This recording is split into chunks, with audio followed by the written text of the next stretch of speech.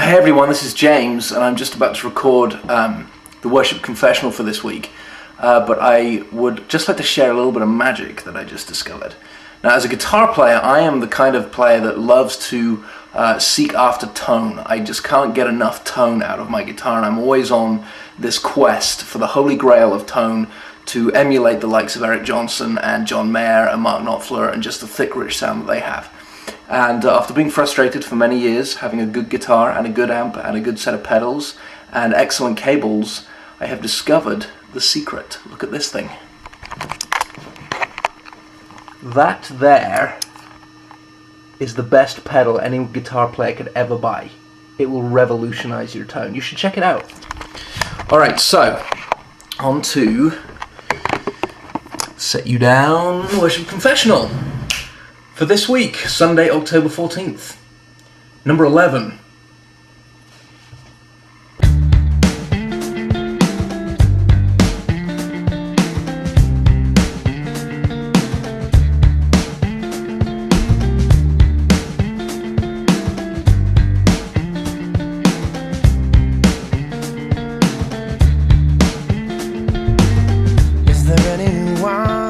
Alright, so after last week's issue with the zombie stare that was going on and the lack of response of the congregation, I spoke with some of the team and we threw around some ideas, did a little brainstorming, and we came up with the idea that perhaps it's the pre-service atmosphere that needs adjusting. So what we did with our countdown video this week is we ended up having the band up with about 4 minutes to play, and we played a Snow Patrol song called You're All I Have.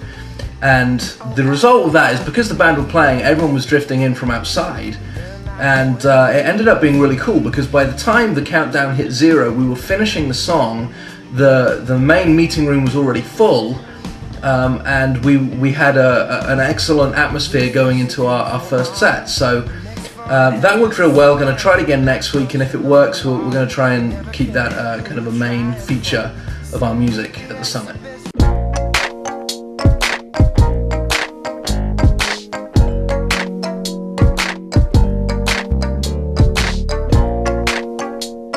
First set consisted of Awesome Is the Lord Most High by Chris Tomlin and oh gosh, Your Love Is Amazing by Brenton Brown that we did last week, and also Your Grace Is Enough, another Chris Tomlin song, and it worked out real well. I was actually battling through some flu. I was all doped up on Dayquil, so I was kind of really worried that I was either going to faint or forget my words, or even worse, puke in the middle of the set. That would be really bad and really embarrassing. But I was definitely not feeling 100% and was just kind of in this weird psychedelic place in my mind all morning. So I should learn never to take Dayquil again. But it was actually really cool, the way the songs went together and the way the congregation responded to that first set. Real high energy, and just I think I finally felt like for the very first time my job was actually getting accomplished at the summit, and that was leading people into the presence of God right from the word go. And it's not for lack of trying, it's not for lack of effort, and I don't think that it's for lack of anointing or calling, but you know, the effort on this week was on the part of the congregation, in that they came into an atmosphere that was already very electric and very tense in a good manner, in a good way. So first set, just incredible, awesome. Exactly how you hear it is exactly how it all went down.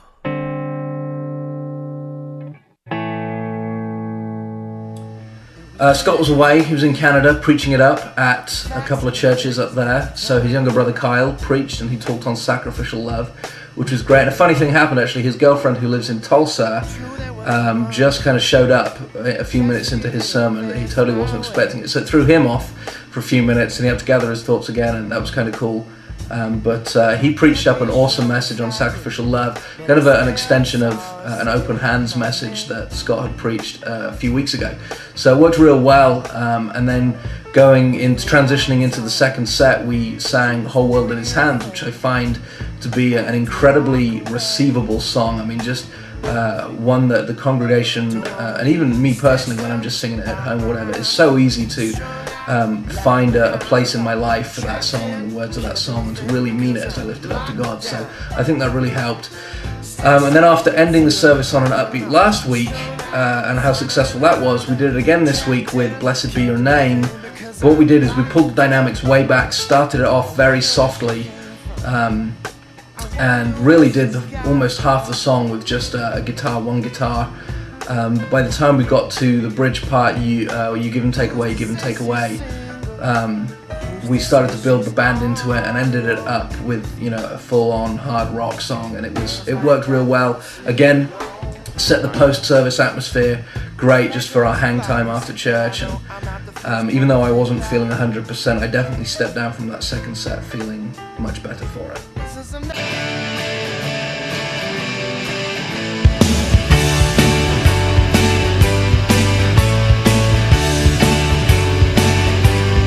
Well, I had a bass player lined up for a Sunday, and then on Friday he emailed me and said he'd got the flu. So had to scramble a little bit, but Dean from Canyon Hills,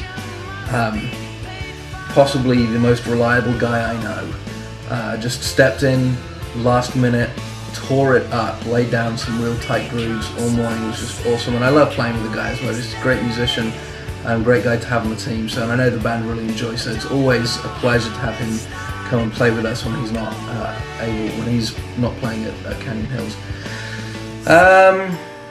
And then I left early because I was not in my head. So I was freaking out somewhere on Dayquil, and I came home and I slept for about 4 hours. So that was great. Next week, I don't know who's playing bass, but I know it's gonna rock. So see you then. Bye.